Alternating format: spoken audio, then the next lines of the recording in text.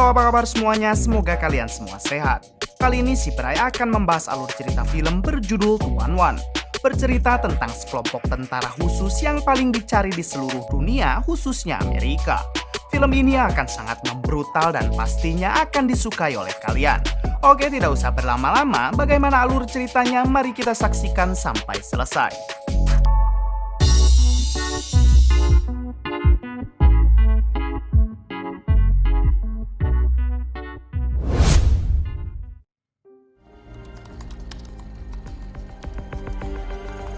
Di awal film, kita akan dibawa ke salah satu tempat yang ada di negara Afghanistan.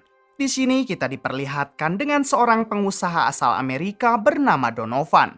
Saat itu Donovan dan sekretarisnya tengah melakukan pencucian uang dengan mentransfer jutaan dolar. It's done, Mr. Donovan.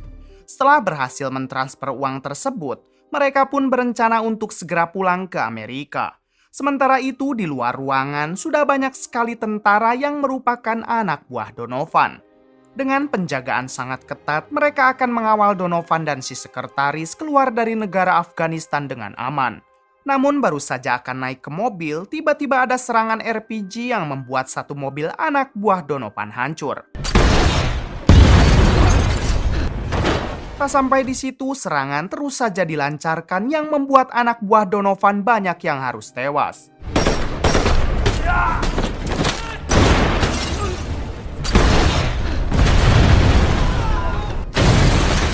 Di suatu kesempatan, si sekretaris memutuskan untuk kabur dengan berlari. Namun ia mampu dihabisi dengan hanya sekali tembakan. Setelah menghabisi semuanya dan hanya menyisakan Donovan, kita akhirnya tahu kalau serangan tersebut dilakukan oleh 4 tentara khusus yang sangat terlatih. Diberitahu kalau 4 orang tentara ini adalah buronan paling dicari di dunia, khususnya Amerika, karena sering membantai warga sipil. Mereka melakukan hal ini karena dulunya Donovan telah mengkhianati mereka. Kemudian Donovan ditanya mengenai semua uang yang barusan ia transfer. Awalnya Donovan hanya diam yang membuat kakinya harus ditembak. Just give me some fucking medical attention and we can make a deal. Donovan akhirnya mengatakan kalau semua uang itu sudah ia transfer ke salah satu bank yang ada di Amerika. Mengetahui hal tersebut tanpa ragu, mereka langsung menghabisi Donovan saat itu juga. The hard way.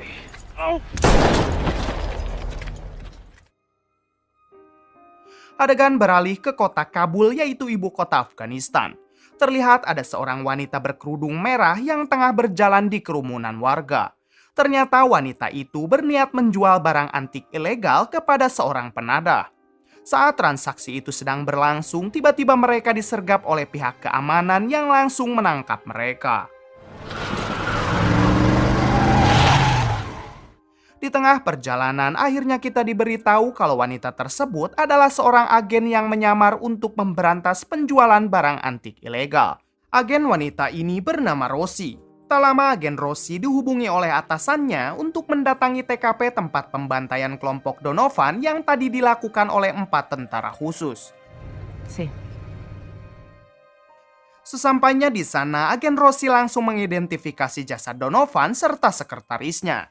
Setelah mendapatkan informasi dari markas pusat, agen Rosie mengatakan kalau Donovan adalah pemimpin perusahaan kontraktor yang mengambil keuntungan dari perang. Bukan hanya itu, Donovan jugalah yang memasok persenjataan ke negara konflik termasuk Afghanistan. Setelah itu, penyidik mengatakan kalau dari analisisnya, Donovan diserang oleh tentara khusus yang mana senjatanya itu buatan Amerika. Mendengar hal tersebut, agen Rosie menjawab kalau ia sudah menduga pelaku yang menyerang Donovan adalah 4 buronan tentara khusus yang saat ini paling dicari. Ternyata 4 tentara khusus itu juga pernah terlibat dalam penyerangan militer dan ikut ke dalam jaringan penyelundupan barang antik serta perampokan bank. How much did he steal? Over the last 2 years. Those men killed the whole military team. War profiteer.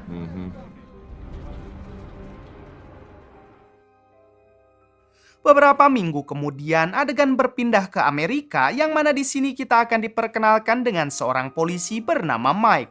Saat ini Mike tengah menjalankan tugasnya, yaitu berpatroli ke sekeliling kota.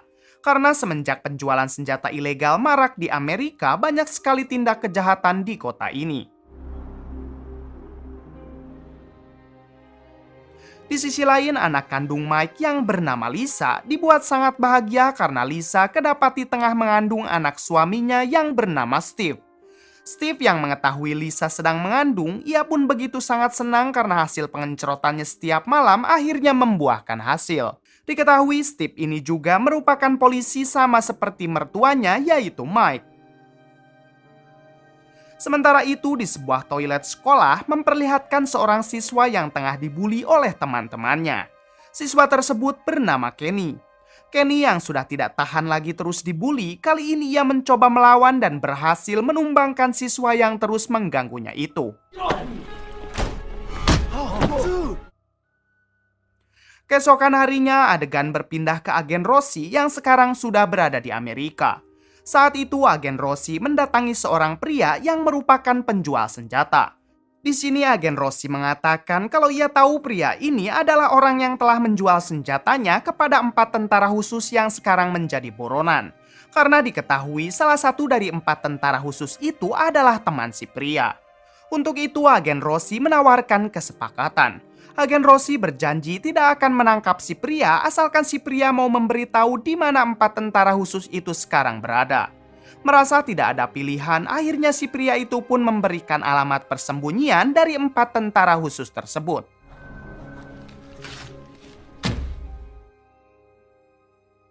Sementara di sekolah, akibat dari ulah Kenny yang memukul temannya kemarin, sekarang ibunya dipanggil dan menghadap kepala sekolah. Di sini si kepala sekolah mengatakan kalau Kenny telah memukul salah satu siswa sampai masuk ke rumah sakit.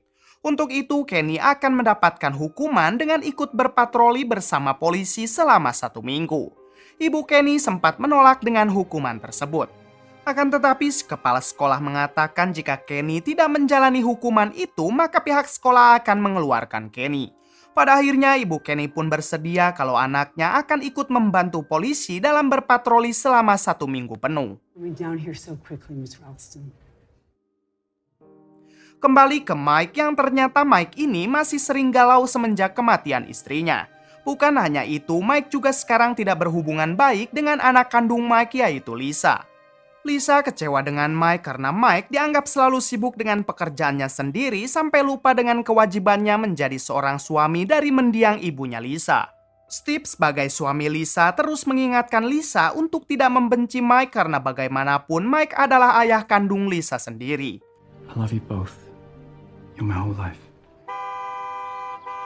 Tak lama kemudian Steve dijemput oleh mertuanya yaitu Mike untuk pergi ke kantor. As your father. Of course it is. Sementara itu di sebuah bank sedang kedatangan uang setoran berjumlah jutaan dolar yang sengaja ditabung di bank tersebut. Ternyata bank itu juga merupakan target perampokan dari 4 buronan tentara khusus. Terlihat mereka tengah mempersiapkan persenjataan karena hari ini juga aksinya itu akan segera dimulai.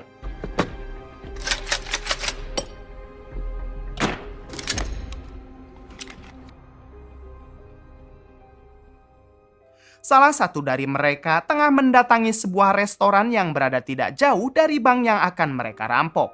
Tugas orang ini yaitu memasang sebuah bom yang diletakkan di bawah meja restoran. Hal tersebut dilakukan untuk mengalihkan situasi jika nanti aksi mereka tidak berjalan lancar.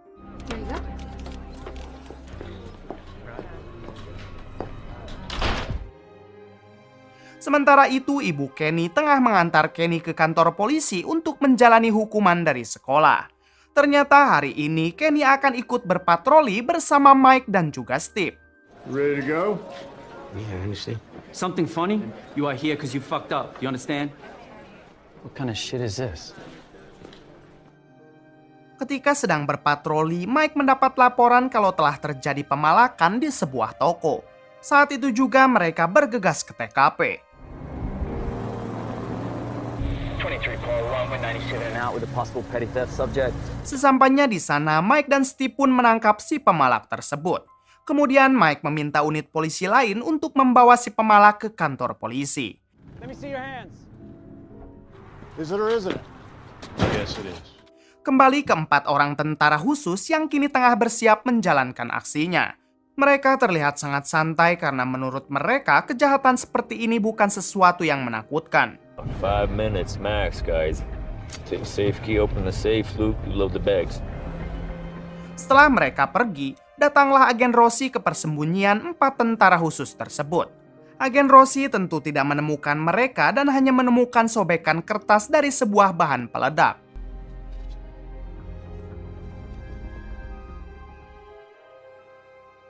Sementara itu, 4 tentara khusus sudah sampai di bank yang dimaksud lalu masuk ke dalam.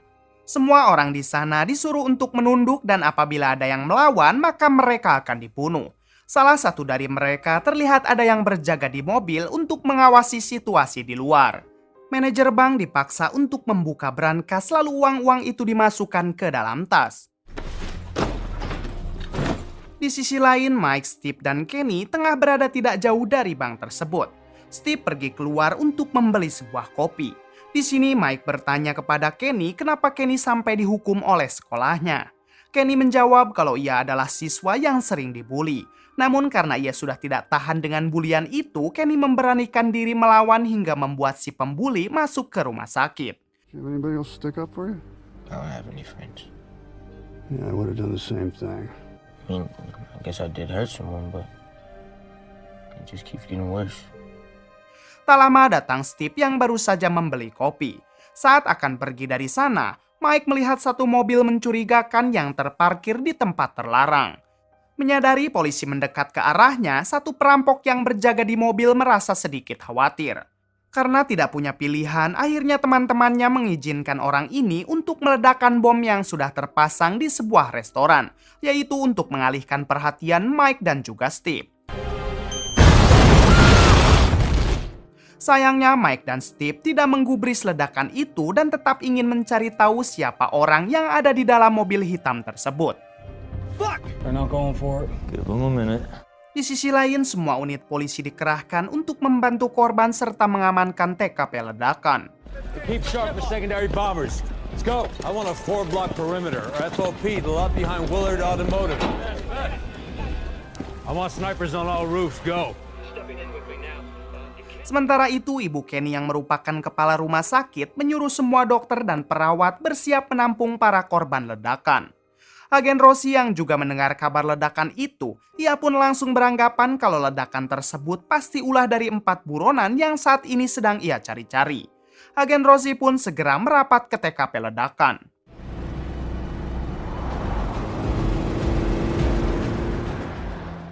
Kembali ke salah satu perampok yang berjaga di mobil. Menyadari Steve dan Mike tidak mau pergi, ia pun langsung bersiap lalu kemudian menyerang mobil Mike. Alright, stay frosty. Let's give us something else to worry about. Do we go? Not with a kid riding along.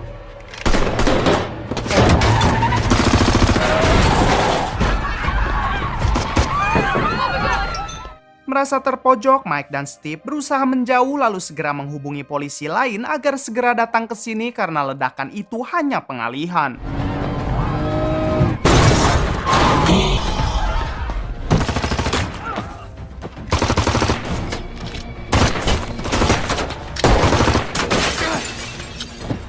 Steve yang hendak keluar, tiba-tiba sabuk pengamannya macet dan hampir saja menjadi sasaran empuk.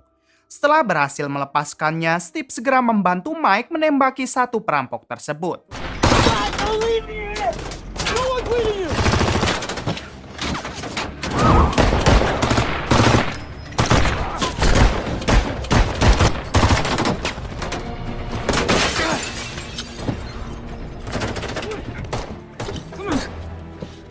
Di suatu kesempatan, si perampok itu berhasil menembak paha Steve yang saat ini sedang mengamankan Kenny. Namun pada akhirnya kaki dari si perampok itu juga tertembak oleh Mike. Merasa terpojok, si perampok tersebut bergegas kabur menggunakan sebuah mobil. Namun di sini Mike mampu menembak tepat di kepala si perampok yang membuatnya koit saat itu juga. Setelah itu memperlihatkan Steve yang mulai kehabisan darah akibat luka tembak yang ada di pahanya. Kenny mencoba membantu Steve untuk menahan darahnya agar tidak terus keluar. Di rumah sakit, ibu Kenny dan para dokter sudah mulai kewalahan menangani banyaknya korban ledakan. Tak lama ibu Kenny juga mendapat kabar kalau rumah sakit ini akan kedatangan lagi para korban dari aksi perampokan. Agen Rossi yang juga sudah ada di TKP ledakan bom, ia pun mencoba bertanya kepada salah satu pelayan restoran yang masih selamat. Setelah menunjukkan 4 foto dari buronan tersebut, si pelayan mengatakan kalau salah satu dari mereka sempat datang ke restoran ini sewaktu pagi.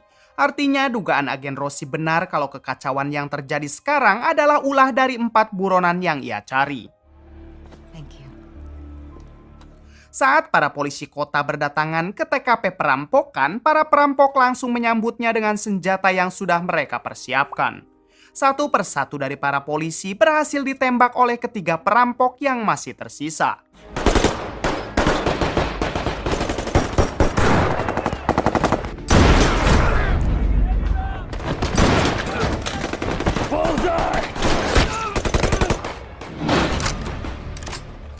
Lisa yang berada di rumah, ia dibuat sangat khawatir setelah mendapat kabar tentang baku tembak di depan bank. Lisa sadar kalau saat ini pasti suami dan ayahnya sedang berada di sana.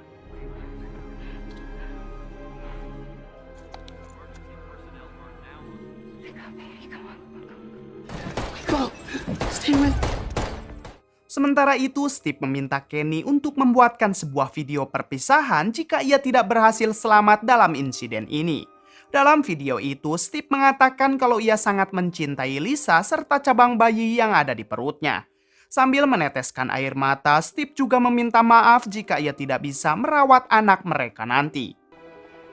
Honey, I really didn't think I'd go out like this. It's not fair. Hey, kiddo, I'll always be your dad. Is that enough? Tak lama kemudian, Steve akhirnya dibawa oleh para polisi untuk segera menuju ke rumah sakit. Akan tetapi, Kenny yang ketakutan, ia lebih memilih masuk ke dalam salah satu mobil. Setelah Steve dimasukkan ke dalam mobil ambulan, Mike baru sadar kalau Kenny tidak mengikuti mereka. Tak lama, Mike mendapat telepon dari Lisa lalu menanyakan keadaan Mike serta suaminya. Mike menjawab kalau ia baik-baik saja sementara Steve, suami Lisa, terkena tembakan dan sekarang sedang dibawa ke rumah sakit. Mendengar hal itu, Lisa segera mendatangi rumah sakit untuk melihat langsung keadaan suaminya. Di sini Lisa cukup syok ketika melihat sang suami yang sedang sekarat. I'm not going anywhere. This is my husband.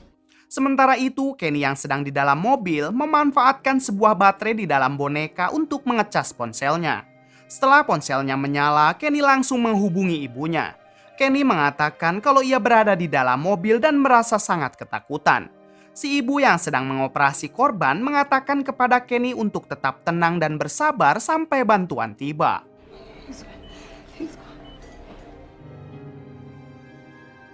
Hari sudah mulai gelap, namun insiden ini belum juga berakhir. Di TKP perampokan, Mike sedikit kesal kepada rekan-rekan polisinya yang datang terlambat. Padahal Mike sudah memberitahu kalau ledakan itu hanya pengalihan sementara peperangan yang asli ada di depan bank. Karena ulah para polisi yang selalu datang lelet, maka menantunya sekarang dalam keadaan sekarat. What took you so long? Agen Rossi yang juga sudah ada di sana, ia mengatakan kepada ketua tim SWAT untuk lebih berhati-hati dalam melawan para perampok tersebut. Agen Rossi menjelaskan kalau para perampok itu merupakan tentara khusus yang sangat terlatih di medan perang. Bahkan tercatat sudah ada 30 pasukan yang pernah mereka bantai.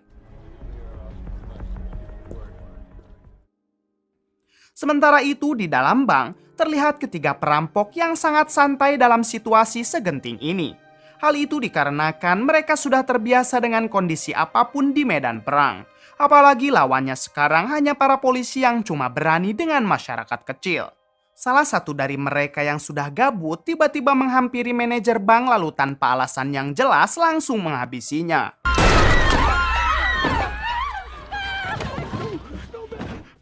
Kembali ke Mike yang sekarang berusaha mencari keberadaan Kenny. Ia merasa harus bertanggung jawab atas keselamatan Kenny.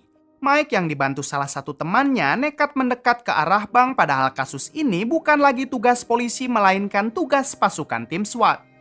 Pada akhirnya Mike berhasil menemukan Kenny dan Kenny merasa sedikit lega karena sekarang sudah bersama Mike. Di balik itu, pasukan tim SWAT dengan persenjataan lengkap sudah bersiap memasuki bank.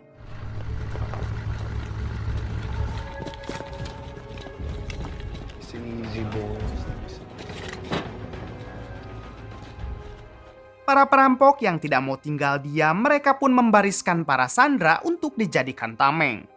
Salah satu perampok menyuruh Sandra untuk keluar dengan memasukkan bom ke dalam sakunya ibu-ibu.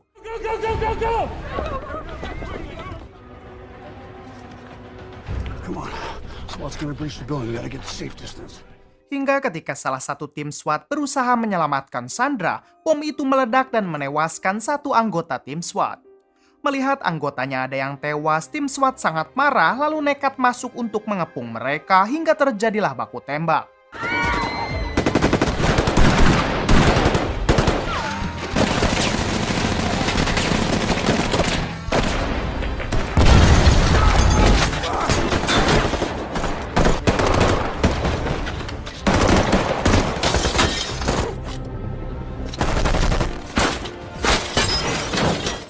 Satu perampok yang masih tersisa berusaha kabur dengan membawa uangnya.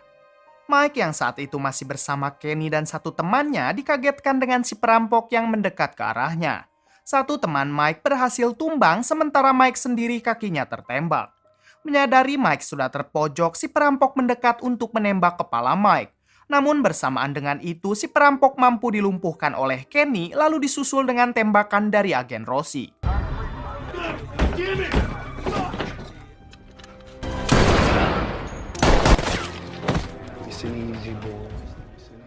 Setelah semuanya selesai, memperlihatkan Mike yang sudah diobati dan sekarang berada di mobil ambulan.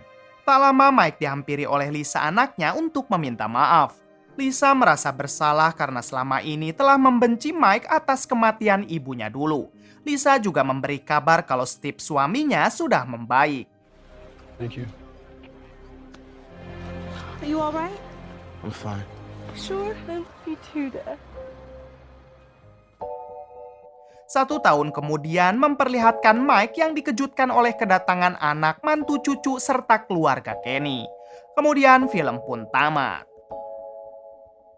Oke, cukup sekian dari saya. Mohon maaf bila banyak kesalahan. Salam dari Bray Movie.